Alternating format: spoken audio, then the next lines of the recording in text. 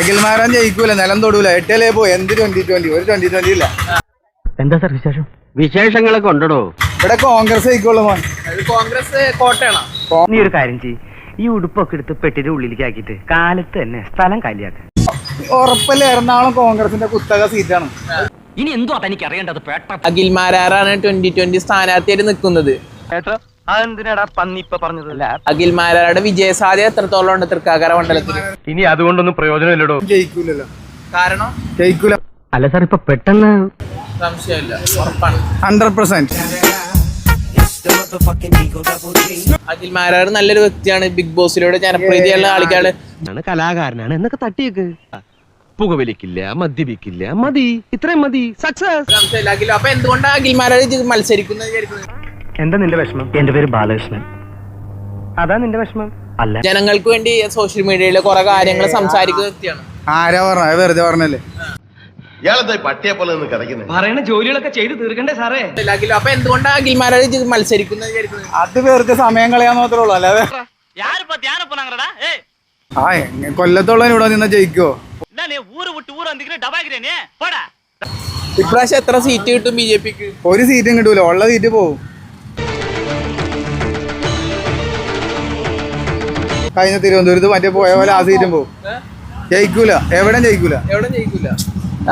അതൊക്കെ തനിക്ക് മാനേജ്മെന്റിനോട് നേരിട്ട് കണ്ട് അന്വേഷിക്കാം. സത്യമായിട്ടുള്ള കാര്യം. ആ, എവിടെ ജയിക്കാൻ? എവിടെയും ജയിക്കൂല. ഇപ്പൊ എങ്ങനെയുണ്ട് എന്നെ മനസ്സിലായ? ചേട്ടൻ എന്താ പറയാനുള്ളത്? ബിജെപി കേരളത്തിൽ വരുമോ? ബിജെപി കേരളത്തിൽ വരാൻ പാടില്ലല്ലോ. തന്റെ അലക്ക് വരെ തീർന്നില്ലടോ. തീർന്നേ. എന്താണ് ബിജെപി വന്നാത്ര മോശം? വർഗീയ പ്രസ്ഥാനം ആയതുകൊണ്ട്. ആരാണ് പറഞ്ഞത് ബിജെപി വർഗീയത? ഇവനെ ഞാൻ കൊല്ലാൻ വിടുന്നതേ ഞാൻ ജയിലിൽ പോകുന്നു മേടിച്ചിട്ടല്ല, ഒരു ദിവസമെങ്കിലും ജോലിക്കാരനായിരിക്കുന്ന ഒറ്റ ആഗ്രഹം കൊണ്ടാ. ആണാ? ചേട്ടനോട് ഞാൻ ചോദിക്കാം, ബിജെപി വർഗീയതാണോ? ഇതാ ഒരു കുഴപ്പം. ഇക്കാലത്ത് നല്ലൊരു മനസ്സുണ്ടാവാൻ പാടില്ല, ഒരു സമാധാനം കിട്ടില്ല. ചേട്ടനോട് ആരാണ് പറഞ്ഞത്? ചേട്ടൻ എങ്ങനെ മനസ്സിലാക്കി ബിജെപി വർഗീയത? മനസ്സിലായിട്ടുണ്ട്. അവനറിയാമല്ല, പഠിപ്പിക്കാൻ പറ്റപ്പോ പഠിക്കണമായിരുന്നു. ഞാൻ മര്യാദയ്ക്ക് പറഞ്ഞ എന്തായാലും കൈത്തൊഴിൽ പഠിക്കാൻ. ചേട്ടൻ ആഗ്രഹിക്കുന്നില്ല. എന്നെങ്കിലും വരുമോ ബിജെപി? എനിക്കറിയാം, ഞാൻ ദൈവമല്ലല്ലോ. ഈയിടെ ആയിട്ട് തന്റെ ഹ്യൂമർ സെൻസ് ഇത്തിരി മെച്ചപ്പെട്ടിട്ടുണ്ട്. LDF വരിക്കോ ഈ പ്രാവശ്യം ഒരു മാറ്റം ഉണ്ടാവും, കോൺഗ്രസ് വരുള്ളൂ. അപ്പൊ ചെലവുണ്ട് സാർ, എന്ത് വേണമെങ്കിൽ ചെയ്യാന്നേ. മാറ്റം ആഗ്രഹിക്കുന്നല്ലോ, കോൺഗ്രസ് വരുള്ളൂ. ജനങ്ങൾ ആഗ്രഹിക്കുന്നുണ്ട്. പോവാൻ വരട്ടെ. എന്തിന് സാധാരണക്കാരെ ഓട്ടോറിക്ഷക്കാർക്ക് പോലും ജീവിക്കാൻ പറ്റുള്ള, പിന്നെ അതിലെന്താണ്? നിർത്ത്. ആക്ഷനും അർത്ഥവും ഒക്കെ കൊള്ളാം. ഒരു രക്ഷയില്ല. ഇവിടെ കോൺഗ്രസ് വരുള്ളൂ, ഒരു സംശയമില്ല. പിണറായിയുടെ വളരെ മോശമാണ്. വളരെ കച്ചറ പറഞ്ഞല്ലേ. എത്ര അത്രയും മോശമാണ്? തീർച്ചയായിട്ടും 5 വർഷം ആദ്യത്തെ അടിപൊളിയാണ്.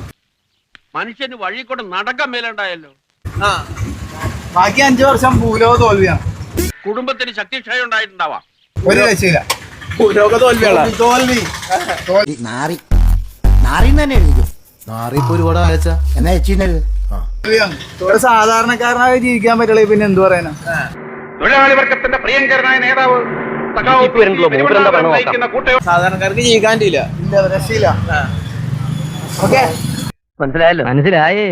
ഓക്കെ, വേറെ ചോദിച്ചു. അതായത് ഒരൊറ്റ ചോദ്യം. ആ മതി, നിർത്ത്. നിങ്ങൾ എന്നെങ്കിലും കേരളത്തിൽ ബിജെപിയുടെ ഒരു ഭരണം ഒരിക്കലും ആഗ്രഹിച്ചിട്ടുണ്ട്. വലിയവർക്ക് ഒന്നുകൂടെ ചിന്തിക്കാനേ ഒന്നുമില്ല, വെറുതെ നിന്ന് സമയം കളയണ്ട. വണ്ടി വിട്. ആഗ്രഹിക്കുന്നില്ല, നടക്കുവോ? അങ്ങനെ വിചാരിക്കുന്നു? ഒരിക്കലും വരൂല. അല്ല